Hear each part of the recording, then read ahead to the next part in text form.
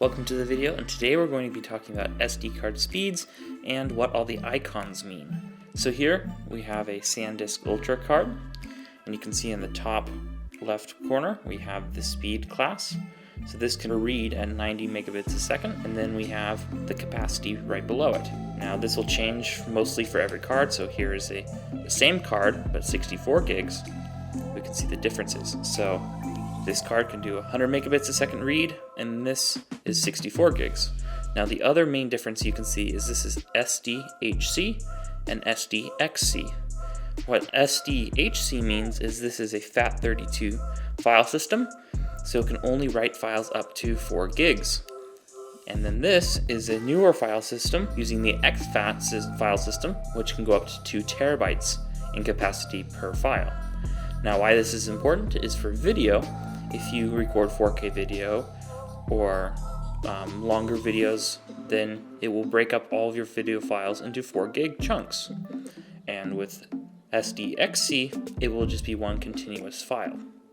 So that is probably the biggest difference between these other than the speeds. So I would not recommend getting an Sdhc because of that reason alone. Also, the capacity is limited to 32 gigs, and then this one starts at 32 gigs. There aren't very many Sdxc cards that are 32 gigs, so I would recommend just starting at 64 gigs to not have to worry about this. Next, let's start with this card now. We have the little U1, and that means that this card can have a sustained write speed of 10 megabytes a second. And that's what this little C10 means as well, is 10 megabytes a second write. So basically these two symbols mean the same thing for this category. Now there's a little I right here, and that's UHS1. That means that this is one row of pins on the back. So UHS2 cards have 2 rows of pins, and this usually means that they're much faster. So slower cards have 1 row, faster cards have 2 rows. Okay, so that's pretty much it for this card. Now let's compare it to a different card that has some more icons on it. This right here is a different card. It's from Angelbird, and you can see here it has some different numbers. So Sdxc is the same as on this card. That means it uses the different file system. And then you can also see this is V90. What this means is it has a minimum sustained write speed of 90 megabytes a second, and then you can also see this is U3. This is basically the same as U1, except it's 30 megabytes a second. And then we have the same class 10 as we have here, so that's the same here. They don't get any higher than 10. There is class 2, class 4, class 6, and class 10, and all of those mean 2 megabytes, 4 megabytes, 6 megabytes, and 10 megabytes for each version. Now there's also the U3 and the U1, and that's basically the same thing. U1 is 10 megabytes a second, and U3 is 30 megabytes a second. Now the V standards, I believe, are for video, so this card right here can do 90 megabytes a second at least.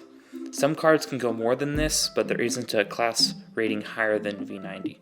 So for example, this Angelbird card says it can do 90, but it can actually do 240 megabytes a second. So much, much, much faster than just the 90. But we know from the ratings on it that it can at least do 90.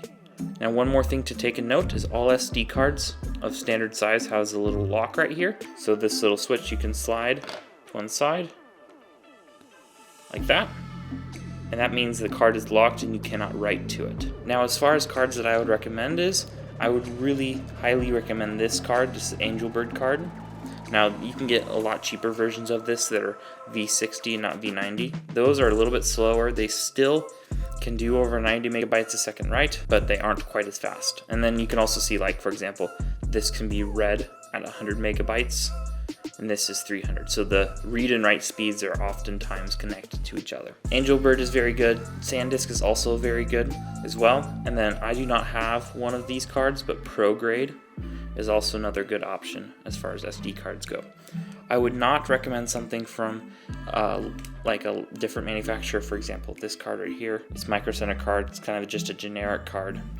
I wouldn't recommend something like this, just these two or ProGrade. Now there are also micro SD cards as well. For example, this Sandisk Extreme card. So it kind of follows the same steps here. We have the Sandisk Extreme logo, same as this card right here.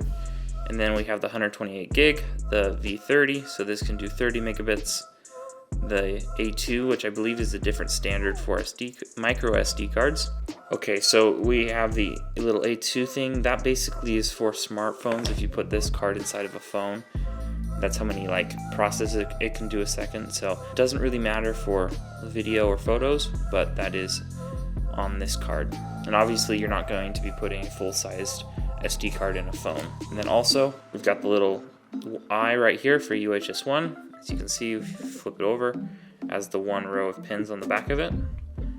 And then also we have the little 3 icon right here, which is basically the same as the V30. So because it's over this 32 gig limit, it is using the different file system exFAT, unlike this card, which uses FAT32. Well, that's pretty much it for this video. If you enjoyed it, please consider subscribing and hit that notification bell to see when the next video comes out.